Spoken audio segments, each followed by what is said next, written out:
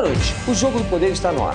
Nosso entrevistado de hoje é médico, começou a sua vida política como prefeito, foi prefeito 3 vezes de Pedras do Fogo. Pedras de Fogo. Pedras de Fogo, né? Paraíba. Na Paraíba. Depois foi deputado estadual, foi vice-prefeito da capital da Paraíba, né? De João Pessoa, e deputado federal já no seu 2º mandato. Manuel, prazer em tê-lo aqui, viu? Celso, alegria muito grande de não apenas participar do seu programa, mas em reencontrá-lo e, nesse momento, parabenizar São Paulo por ter um apresentador, um homem público que nos orgulhou muito enquanto colega que fui seu, vendo o seu trabalho na Câmara dos Deputados em favor não só de São Paulo, mas do Brasil. Obrigado. Olha, hoje nós vamos falar sobre um assunto interessante e você tem se dedicado, como presidente da Comissão de Desenvolvimento Urbano da Câmara dos Deputados, nesse tema, que é o lixo, né? Os resíduos sólidos e os orgânicos. E isso tem preocupado muito o país. Tanto tem preocupado que agora recentemente, né, em agosto, se eu não me engano, foi aprovada a legislação sobre resíduos sólidos, obrigando inclusive as prefeituras a se adequarem e acabarem com os lixões. Lixões que vocês vão ver aí durante o programa, que é um problema seríssimo para o país. E os números são totalmente desencontrados. Ninguém sabe exatamente quanto se produz de lixo no Brasil.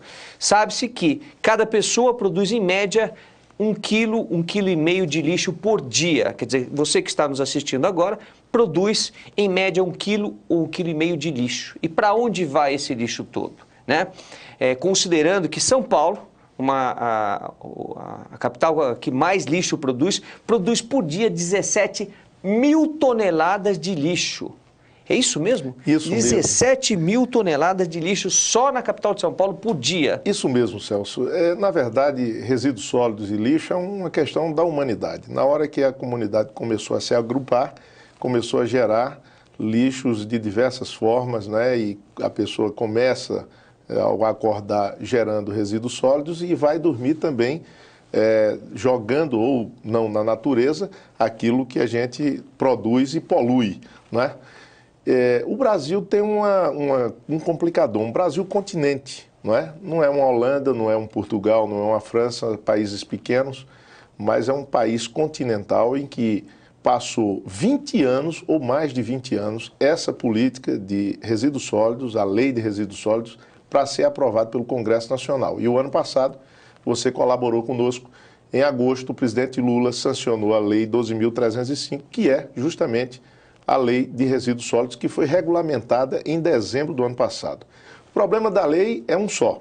Nós temos um prazo extremamente exíguo, um prazo muito curto até o final do próximo ano para aprovar os planos estaduais, os planos municipais ou intermunicipais ou metropolitanos de resíduos sólidos, e até 2014 para extirparmos do território nacional os lixões, as chagas que muitas vezes comprometem as entradas das cidades, o convívio familiar das pessoas que habitam, né? Principalmente uma cidade como São Paulo, que gera uma fábula. No Brasil, nós temos uma geração por ano de 60 milhões de toneladas de lixo por ano. É uma coisa fantástica, né?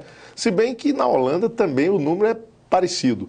Esses são dados que nós temos, são dados desencontrados, mas o dado da Abrelp. A Abrelp é a Associação Brasileira das Empresas de Limpezas Públicas. Exatamente. Né? Os dados deles são de 61 milhões de toneladas de lixo, 61 milhões de toneladas de lixo por ano produzidas no Brasil. Exatamente. É isso? É uma coisa inimaginável, muito grande, né? E nós temos realidades diferentes. Por exemplo, a realidade do Amazonas, dos municípios do Amazonas, é uma. A realidade dos municípios do Paraná é completamente diferente. Nós precisamos caminhar muito rápido, sociedade, os gestores, prefeitos, vereadores, vice-prefeitos, presidentes de associação, deputados estaduais, e por isso, Celso, nós visitamos pela Comissão de Desenvolvimento Urbano as 5 regiões do país. Começamos por Curitiba, um seminário fantástico sobre resíduos sólidos, passando pela sua terra, São Paulo. Depois fomos a Belém, uma realidade completamente diferente. Lá tivemos com catadores, com operadores ambientais, não é? De lá fomos a Cuiabá e, por fim, na minha terra natal, a Paraíba e João Pessoa. Esses seminários foram preparatórios da nossa conferência, que foi realizada agora 29 e 30 de novembro. E foi um evento muito grande. Eu quero resumir aqui para você... Essa conferência está no 12º ano, é isso? 12º ano, exatamente. A 12ª conferência foi uma escolha democrática dos membros da comissão elegermos resíduos sólidos como tema fundamental. Agora, você traz isso daí na sua bagagem, porque você foi prefeito 3 vezes de Pedras do Fogo, e até gostaria de te perguntar, por que o nome Pedras do Fogo? Olha, Pedras de Fogo, nós estamos... É de fogo, né? Pedras de Fogo, nós estamos lá na fronteira com Pernambuco. É Itambé de um lado e Pedras de Fogo do outro. Na língua tupi-guarani, Ita, pedra, Imbé, fogo. E lá tem pedras de coloração marrom violácea. Quando os tropeiros passavam com o gado para o sertão, para a engorda, o casco do cavalo e do boi atritando as pedras, elas saíam faíscas de fogo. Por isso o nome Pedras de Fogo. Entendi. É uma cidade que fica a 50 quilômetros de João Pessoa e 90 quilômetros de Recife, ali no meio do caminho. Você encontrou pela sua frente, você estava me dizendo, antes do programa, um lixão na porta Exatamente. de Pedras de Fogo, né, da cidade. E isso te incomodou muito, até pela sua formação como médico? Exatamente. Na verdade, hoje já existem algumas facilidades para você resolver isso. Você tem financiamento para prefeituras maiores, como São Paulo, para a construção de aterros sanitários, de usinas, de biodigestores, etc. Mas na época que fui prefeito, de 89 a 92, não existia nada disso. E nós construímos a primeira unidade de compostagem e de seleção de lixo na cidade de Pedras de Fogo. E nós tínhamos um lixão na entrada da cidade. Eu passei cerca... As pessoas que iam para a cidade tinham que passar no lixão e sentiam o odor, inclusive. Exato. E era bolsa plástica, lata, tudo, até material médico hospitalar era depositado nesse terreno, que hoje é um conjunto habitacional, que foi construído também na minha segunda gestão, na entrada da nossa cidade. Isso me comoveu e agora, como deputado, eu aportei recursos para o aterro sanitário. Quer dizer, eu construí... Vamos fazer aqui uma explicação para as pessoas importante, né? E as pessoas, essa discussão sobre o lixo, né? O orgânico e o sólido, é meio complicado, as pessoas não entendem muito bem isso. Até porque as grandes cidades que deveriam praticar, né, a reciclagem, a coleta seletiva, etc. e tal, não o fazem. Exatamente. Né? Então, por exemplo, a minha mulher é gaúcha, vem de uma cidade onde o lixo é reciclado, onde existe uma coleta seletiva, e ela separa o lixo. E ela fica louca da vida se misturar o lixo orgânico com lixo sólido. Ela briga em casa, etc. Tal. Bom, aí esse lixo é colocado na rua, na cidade de São Paulo, a maior cidade do país, em que o prefeito não se preocupa, porque já deveria ter cuidado disso, em fazer uma coleta seletiva. E aí o que acontece? Vai tudo misturado para dentro do caminhão, amassado para que caiba mais lixo e se mistura do mesmo jeito. Zerou o processo. Zerou o processo. Ou seja, você vai ter o trabalho dobrado novamente. Na verdade, nós temos várias experiências e esse ano a comissão premiou 5 municípios no Brasil com o prêmio Selo Cidade Cidadã pelas práticas positivas na área de resíduos sólidos. E nós vimos experiências fantásticas, inclusive experiências fora do Brasil. Veio um professor da Holanda, por exemplo, e lá na Holanda, Celso, só se deposita no aterro sanitário 5% do lixo global. De todo o lixo colhido. De todo o lixo. 80% é reciclado, 15% ou é transformado em composto ou em energia através dos biodigestores e efetivamente dos geradores desses biodigestores, e só 5% vai para o aterro. Uma cidade como São Paulo, que tem grande parte da sua população com um nível de educação alto e diferenciado de demais regiões, era justamente para ter, sem dúvida nenhuma, uma coleta seletiva, se não em 100%, mas pelo menos uns 80% a 90% do seu território urbano. Considerando 17 mil toneladas de lixo dia. A questão do lixo, que é um grande problema para o Brasil, que é um grande problema para as cidades, e as pessoas não fazem ideia do mal que faz à saúde pública, né, o lixo jogado nos lixões. Começando pelo chorume, que o líquido que sai do lixo e que acaba atingindo o lençol freático e contaminando toda a água da nossa cidade. Existem vários tipos de depósito de lixo. Nós temos lá os lixões, né? Nós estamos vendo as imagens agora que nós escolhemos aqui da CNT. Nós temos, além dos lixões, que é um absurdo isso, né? As pessoas todas se amontoando para pegar lixo, para separar lixo, e vivem disso, né?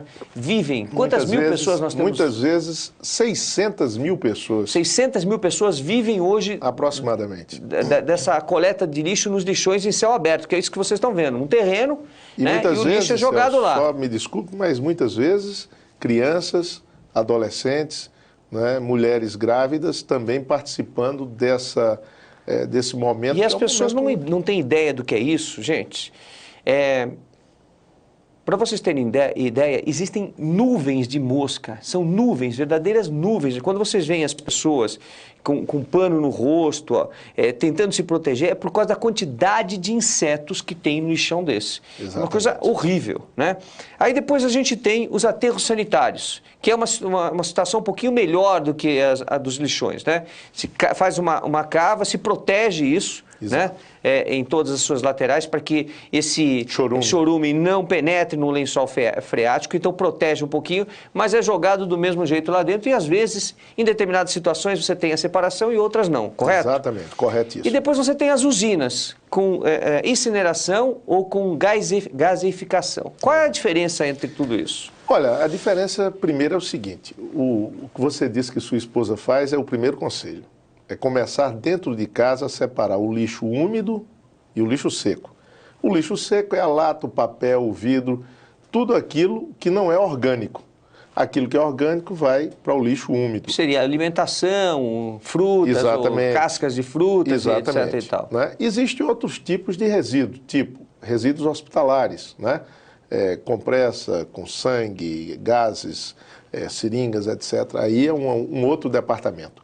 Mas, que deve ser separado e colhido separadamente e tem uma destinação própria para isso, né? Você não pode misturar. A princípio, Celso, tudo isso gera dinheiro.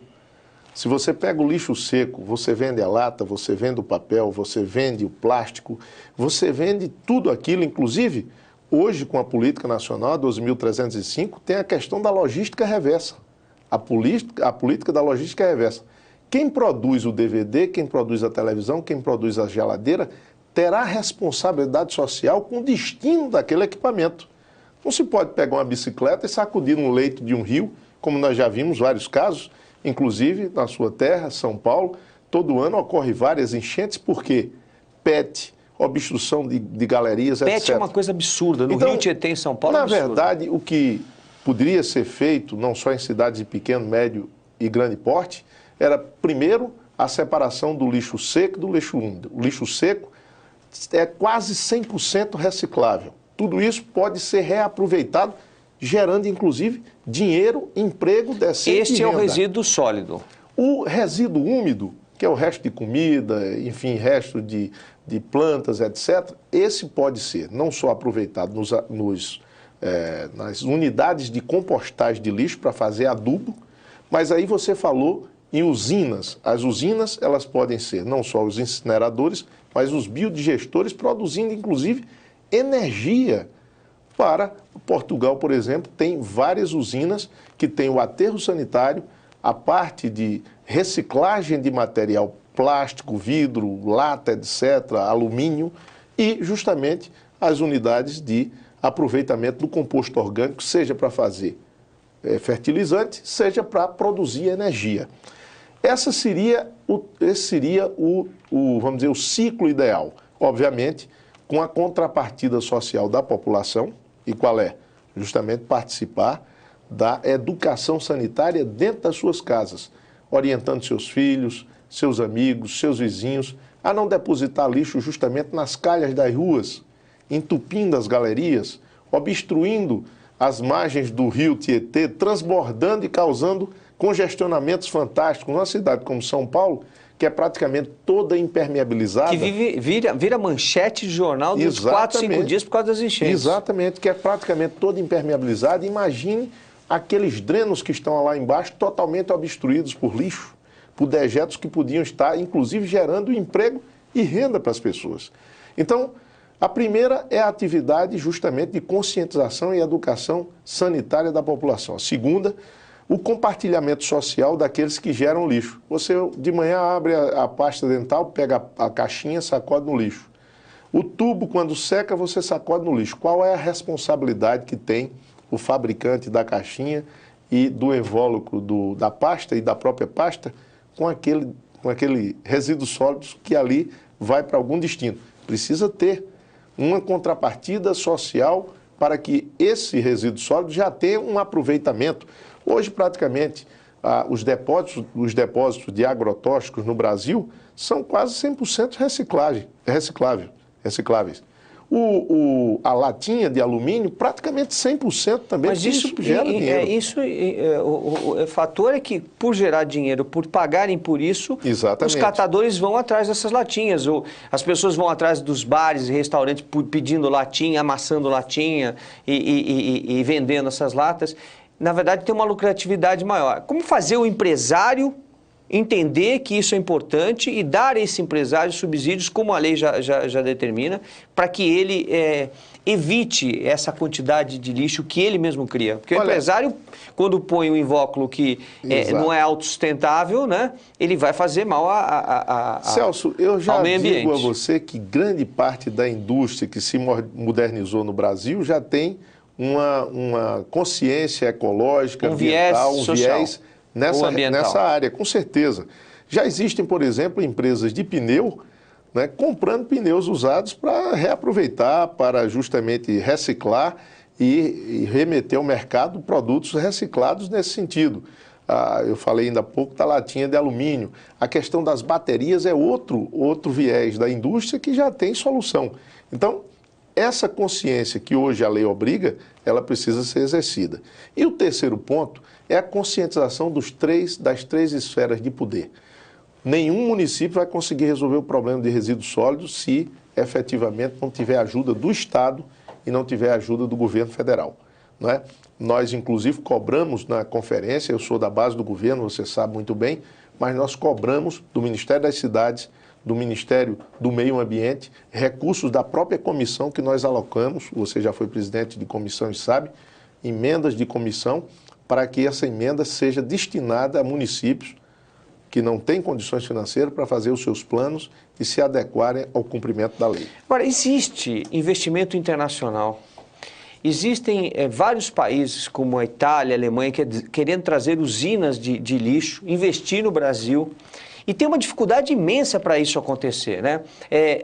Com investimento e financiamento externo, para gerar créditos de carbono, né? Para deixar o Brasil numa condição melhor em relação ao mundo, na questão ambiental, e não consegue. Por que isso não acontece? Olha, inclusive, eu recebi do setor empresarial uma solicitação para aquelas empresas que promovem a reciclagem de materiais poderem importar equipamentos. Eu fui na sua cidade, em São Paulo, constatar in loco uma usina, né, móvel alemã, e que chegou aqui com um valor muito caro, porque teve toda a taxação de impostos, que ela simplesmente recicla o material da construção civil. Qual é a diferença entre jogar o lixo a céu aberto, jogar o lixo num aterro sanitário, levar para uma usina, né, de incineração ou uma usina de gaseificação? Bom, jogar o lixo a céu aberto, na hora que você joga orgânicos, você ali pode produzir, e aí gera um criadouro de baratas, ratos e outros organismos, doenças infecto-contagiosas que daquele composto orgânico, pode contaminar inclusive a sua própria família. Isso ocorre muito em cidades onde as pessoas depositam lixo atrás de casa e efetivamente fica, vamos dizer assim, descoberto para a infestação de baratas, de rato, etc. Quando você joga material inorgânico, lata, vidro, plástico, nas ruas ou em locais, em ambientes, você pode, inclusive, gerar criadouro de uma patologia muito comum nos dias de hoje, que é a dengue, que está assolando aí várias cidades, além né, do entupimento de canais, de rios. E, só para vocês terem uma ideia, um pneu leva mais de 1 milhão de anos para desaparecer da face do planeta. O plástico nem se sabe, né? Porque 100 mil anos. Porque desde que foi desenvolvido o plástico até hoje, o primeiro plástico desenvolvido não se destruiu. Exatamente. Não se destruiu. A lata também, uma infinidade de anos. Ou seja, tudo e as isso, pilhas e baterias? Aí, além da contaminação através dos produtos químicos da bateria, da pilha, né, no solo, no lençol freático, e eu não falei também que o lixo orgânico ele se decompõe e gera justamente o chorume, que você falou no início, que é um líquido extremamente tóxico e que pode contaminar o lençol freático e, obviamente, a água que você pode consumir nos riachos, nos rios, nos açudes, enfim, nas nascentes espalhadas aí pelo Brasil afora. Além disso, Celso, eu ainda falava ainda há pouco do entupimento de calhas, de rios, de córregos e tal, levando a desastres ambientais. O Morro do Bumba, no Rio de Janeiro, nada mais foi do que isso. A população depositava o lixo ali, nas encostas daquele morro, a água veio, infiltrou, o solo estava frouxo e justamente levou toda aquelas casas, né, causando um desastre ambiental absurdo no Rio de Janeiro, com mortes. Eu não me lembro quantas mortes, você talvez lembre.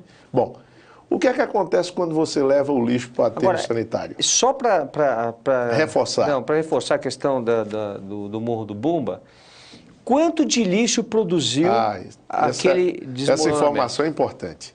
O professor Renato, lá da Universidade do Paraná, ele disse que o lixo produzido ali, aquilo que foi produzido na catástrofe, no desastre, correspondia a aproximadamente 20 anos de resíduos sólidos produzidos pelaquela comunidade. Veja só, o que foi produzido de resíduos sólidos naquela catástrofe representou, em termos de tonelada, 20 anos de coleta de resíduos sólidos naquela comunidade. Uma quantidade absurda. Ele, inclusive, é o brasileiro responsável, referenciado pela ONU em catástrofes ambientais para as Américas, né? O que é que acontece quando você leva o lixo para o aterro? Não é só para o aterro. O aterro não pode receber tudo como lá em São Paulo. Porque o aterro, na hora que recebe 100% do lixo, a vida útil dele vai ser, na verdade, um lixão controlado. Com 17 mil toneladas de lixo por dia, só na capital de São Paulo. E nós estamos falando, no estado de São Paulo, de 55 mil toneladas dia. 55 mil toneladas dia. Sabe lá o que é isso? Olha, um prefeito... Já 1 tonelada de lixo já é um absurdo. Agora imagina 55 mil toneladas. Celso, nós premiamos 5 municípios. 3 com menos de 100 mil habitantes e 2 com mais de 100 mil habitantes. Novo Hamburgo foi um dos municípios com mais de 100 mil habitantes. Mas o que mais me empolgou foi um prefeito de uma cidade de 20 mil habitantes. Sabe quanto ele leva para o aterro sanitário do município dele? 15%. Ele está num padrão quase europeu. Ele está chegando lá. 85% do lixo dele, ou ele produz adubo para vender aos produtores rurais num preço módico, ou ele recicla o plástico, o vidro, a lata, o papelão, gerando emprego e renda. Que cidade é essa? Olha, é uma cidade do Paraná, Itaquira, eu acho. O prefeito é o prefeito Simval, me lembro bem do nome dele, porque fui eu, inclusive, que entreguei o prêmio a ele. Então, você levar para o aterro, você só pode levar aquilo que é para o aterro, por conta da vida útil do aterro. O resto, você vai transformar em composto orgânico ou fazer o processo que você ainda há pouco se referiu, de gaseificação. O gás produzido Tem pelo dois tipos de usina, né? Exatamente.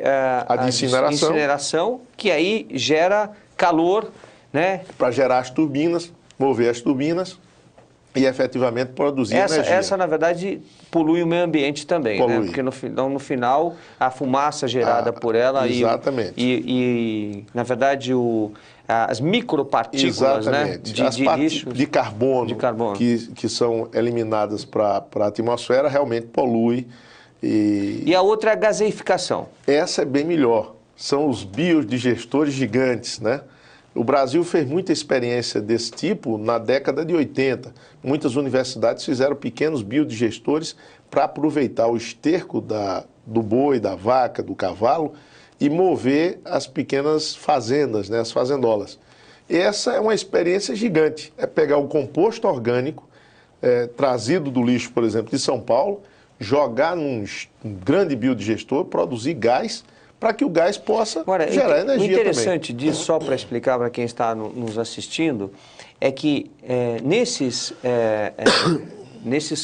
incineradores de gaseificados, eles retiram o oxigênio de lá de dentro, elevam a temperaturas de 800 graus, né, e transformam em gás. Quer dizer, eles destroem o lixo sem gerar poluentes ao meio ambiente, não é isso? Exatamente. A poluição é mínima, segundo os especialistas, os cientistas, e além de só lembrando que quando não tem oxigênio, não tem queima, né? Não tem queima. Na verdade, não tem fogo, né? Queima fogo. Pode ter, não tem o fogo, não tem né? fogo. Além disso, esse gás produzido, ele vai gerar o que toda a humanidade, a face da Terra, vive buscando através do petróleo, etc., das hidroelétricas, energia. Energia para movimentar alguma coisa. Isso é uma parte importante. As outras coisas, Celso, que é importante que se diga à população, além do aterro, do composto, da separação do lixo orgânico do seco, é que nós só iremos conseguir atingir a nossa meta, que é proposta pela lei, até 2014, se houver um envolvimento maciço de todos os habitantes desse Brasil. E aí aquele que tergiversar tem que ser repreendido. Eu vi a semana passada, na Câmara dos Deputados, uma pessoa sacudiu um papel no chão, a outra foi, apanhou, correu atrás dela, bateu no ombro e disse, ó, caiu ali. E eu estava... O senhor deixou cair sem querer. Eu já fiz isso. Eu estava atrás e fiquei olhando. Eu já fiz isso com carro. Quando eu vejo alguém andando com o carro na rua e ele joga o papel, se eu tiver a oportunidade de parar meu carro e pegar o papel e devolver, eu espero um semáforo, vou lá e devolvo. Olha, o senhor deixou cair do seu carro.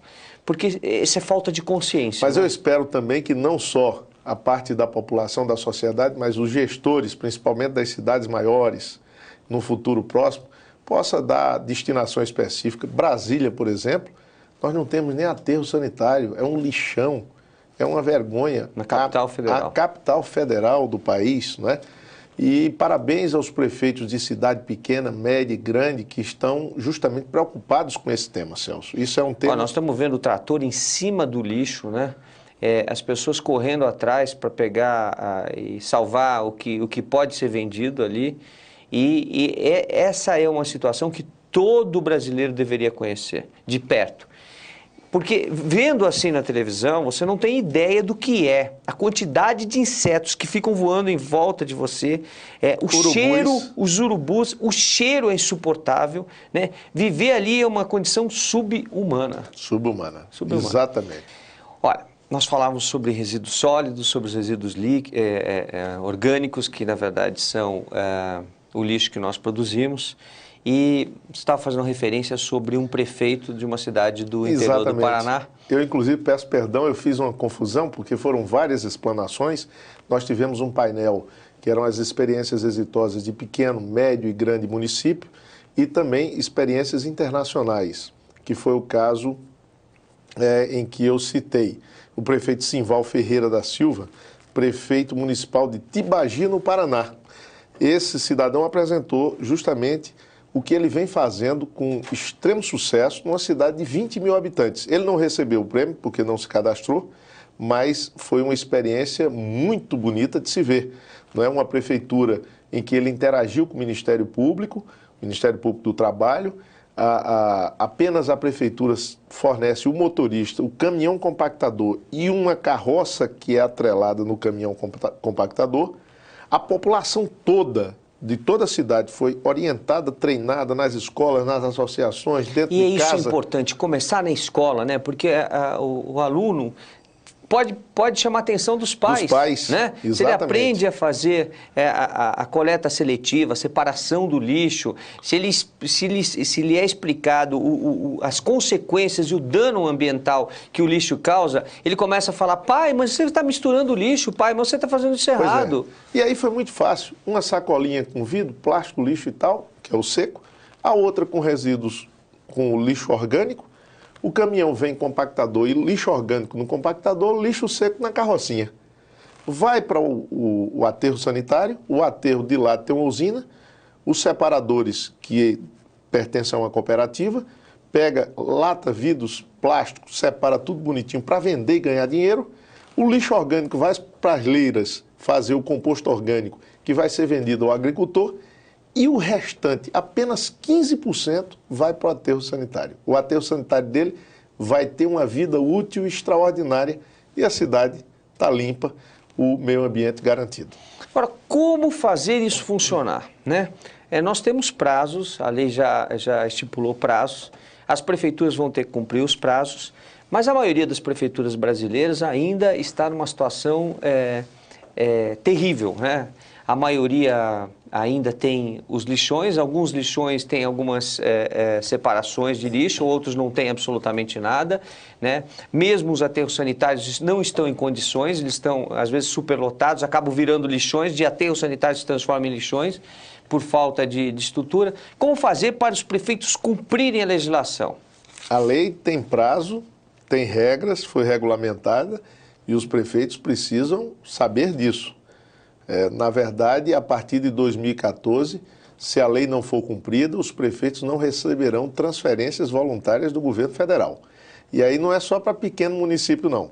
É para município do porte do seu, que é São Paulo, vai Ou ter seja, também vedações. Cessa-se as verbas federais para o município que não cumprir a questão do lixo. Exatamente. Aquilo que a política nacional e que a própria lei, a Lei 12.305, está dispondo.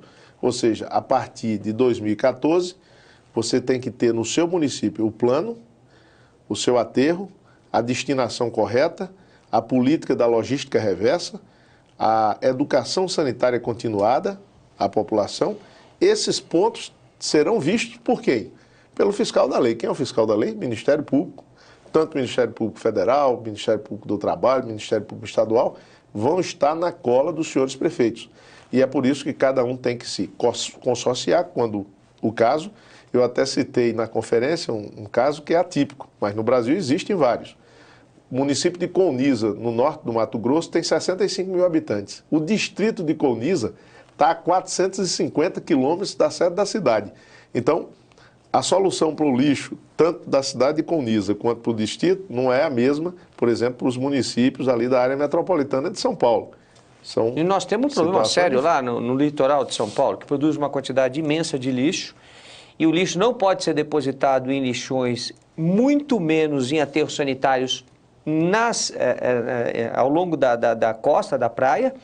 Esses lixos, o lixo das cidades da região litorânea de São Paulo tem que andar 170 a 200 quilômetros para serem depositados. Olha o custo disso. E quem está pagando a conta somos nós. Nós estamos pagando essa conta, né? O cidadão paga essa conta quando tem que transportar o lixo para tão distante. E podia se resolver de outra forma, né? Podia se resolver com a coleta seletiva, podia resolver com o aproveitamento e reciclagem dos materiais chamado lixo sólido, podia resolver com a compostagem e justamente ou incineração ou a transformação nos biodigestores em gás para a produção de energia e outros. E aí o que iria lá para aqueles 170 quilômetros seria, no máximo, vamos dizer, 15, 20% daquele volume total de lixo recolhido dessas praias. O que resolveria o problema. Com certeza. Né? Pelo Agora, menos atenuaria muito. Os prefeitos ainda são resistentes e olha que existe financiamento internacional, existe financiamento do BNDES, existe todo tipo de apoio, inclusive do Ministério do Meio Ambiente. E, infelizmente, os prefeitos ainda não têm consciência do que é isso. Exatamente. Né? Muitos não têm formação na área de saúde, como é o seu caso como médico, e não entendem, né, o quanto eles podem colaborar, inclusive para o Serviço Único de Saúde da cidade deles. Ou seja, para os gastos que ele tem com a saúde, que poderiam diminuir muito se cuidasse um pouquinho do lixo. A quantidade de gasto de remédios e de internações com doenças infecto-contagiosas produzidas justamente a partir da deposição equivocada, errônea dos resíduos sólidos, é uma coisa gigantesca. Se você for observar a quantidade de pacientes com dengue em cidades que não cuidam apropriadamente da destinação de resíduos sólidos, por exemplo, a latinha, a tampinha, né, que acumulou água ali, o mosquito foi lá, pousou, reproduziu facilmente e está ali à vontade para picar e transmitir a dengue, inclusive os 4 tipos de vírus, alguns deles que evoluem rapidamente para dengue hemorrágica, causando risco iminente de vida. Olha, começa em casa, começa, né, na orientação, começa na separação do lixo, né, para que o município faça sua obrigação. Começa em cobrar o seu prefeito de que ele também tem que fazer a sua parte, né, quando ele recicla o lixo, quando ele faz a separação, para que você possa ter uma qualidade melhor de saúde. Eu, antes de pedir o contato da Comissão de Desenvolvimento Urbano, para que as pessoas possam entrar em contato e se informarem, eu queria te fazer um pedido. Você, como médico, sabe muito bem, 95% do transporte coletivo urbano desse país é montado em cima de chassi de caminhão. Isso é um absurdo. Você sabe muito bem, você que está nos assistindo, a diferença entre um ônibus interestadual, intermunicipal, aquele que vai nas estradas, e o conforto que ele tem, porque é uma suspensão a ar, ele é monobloco, e o ônibus que transporta você no seu município, que é montado em cima de um chassi de caminhão. E eles fazem isso propositalmente para poder trocar a carroceria e não precisar trocar o ônibus, o ano do chassi. Então, é para ganhar dinheiro em cima disso. Nós temos que resolver esse problema, deputado Manuel, porque são pessoas indo e voltando para casa em cima de um chassi de caminhão que, com certeza, um dia ou terão problema de rim ou terão problema de coluna. Com certeza. Fazendo com que nós paguemos a conta de novo, porque essas pessoas acabam afastadas pelo INSS, com certeza, acabam doentes nos hospitais, nos ambulatórios, e ninguém faz absolutamente nada. E eu gostaria de te pedir para que, ainda, se houver tempo, sob a sua presidência, a comissão trabalhe em cima da questão do transporte coletivo urbano para obrigar os prefeitos a começar a pensar um pouquinho mais na saúde das pessoas. Olha, Celso, eu tenho certeza que a sua passagem na presidência da Comissão de Fiscalização e Controle muito contribuiu para a sua formação política, porque lá você deve ter visto vários absurdos. Nós estamos aí próximos de 2 eventos internacionais importantes, a Copa do Mundo e as Olimpíadas, as cidades totalmente despreparadas. A exemplo de São Paulo, Rio de Janeiro, Recife, onde o trânsito é literalmente caótico. O país não se planejou durante muito tempo para isso. Nós temos, inclusive, a política de mobilidade urbana implantada teoricamente, mas na prática a efetividade dela é muito pequena. Nós precisamos investir muito. Eu quero até lhe convidar a participar. Ideias como essa vamos tentar através da comissão, não é? É um ponto importante.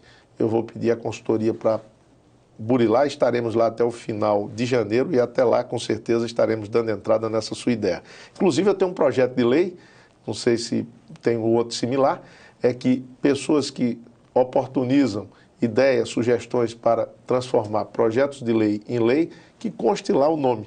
Então, quem sabe no futuro essa minha ideia, com o seu nome, possa também ser recepcionada lá, o projeto aprovado e com a patente de Celso Russomano. Te agradeço. Conversei hoje com o deputado Manuel Júnior, que é presidente da Comissão de Desenvolvimento Urbano da Câmara dos Deputados. Muito obrigado pela sua presença. Muito obrigado, Celso. Felicidade, alegria, parabéns muito grande. Pelo teu trabalho. Muito obrigado, parabéns a você. Nós vamos ficando por aqui. O Jogo do Poder volta na próxima quinta-feira, se Deus quiser. Até lá, gente.